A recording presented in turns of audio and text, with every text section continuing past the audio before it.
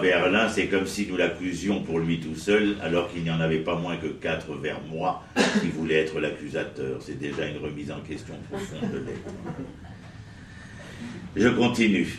Lorsqu'il y a cette mer rouge, après laquelle ils vont chanter et louer, ce n'est pas parce que la mer s'ouvre. Az Yashir Moshe ou Bené Israël et Ashira Azo. Comme m'a dit une étudiante cette semaine, c'est parce que les Égyptiens sont morts. C'est vrai, mais c'est insuffisant, petite.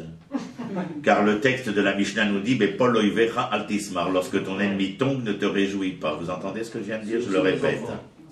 Lorsque ton ennemi tombe, ne te réjouis pas. Pourquoi? Car te réjouir de la mort de ton ennemi, c'est blesser, fracturer, briser quelque chose dans l'être profond que tu es. Or, tu es là pour construire l'être et non pas pour le détruire. Le fait que tu aies dû tuer, comme moi je l'ai fait en tant qu'officier de l'armée israélienne pendant la première guerre du Liban en 1982, n'a rien de réjouissant, si ce n'est que le fait de savoir que lorsque je le tuais, je l'empêchais de s'approcher de cette femme qui est la mienne et de ces enfants qui sont les miens pour pouvoir peut-être les trucider. C'est pour cette raison que je l'ai tué. Mais ce n'a aucune joie ni aucune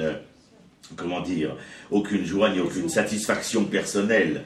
Je n'ai fait que mon devoir. De la même manière que lorsque je soigne mes malades, je ne fais que mon devoir. Bien sûr, là j'ai une satisfaction parce qu'elle donne la vie.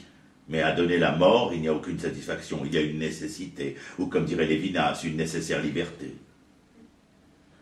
C'est très important. La traversée de cette mer rouge, c'est pas vers toi le doigt. C'est un doigt. C'est tout. Lorsqu'il y a eu cette traversée de la mer Rouge, ce n'est pas parce que les Égyptiens sont morts que je chante, ce n'est pas parce que la mer s'est ouverte que je chante. Ça, c'est bien aussi, comme je vous l'ai dit tout à l'heure chez Cécile B2000.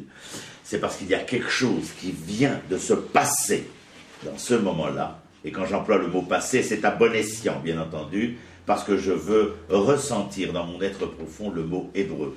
Passer, traverser. Écoutez bien.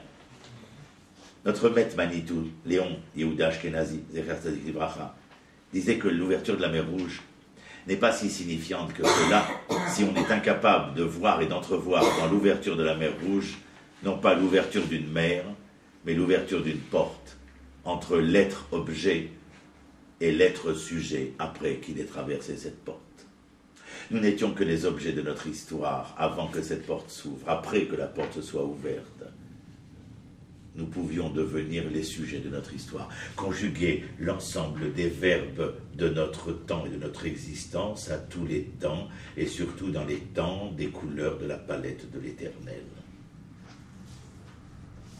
C'est poétique, c'est lyrique, c'est transcendant, mais c'est pour mieux nous faire comprendre qui sommes-nous, des êtres capables de s'envoler, non pas vers ceux qui prennent leurs rêves pour des réalités, mais ceux qui sont capables de faire de leur réalité un rêve au quotidien, malgré toutes les vicissitudes auxquelles nous sommes confrontés.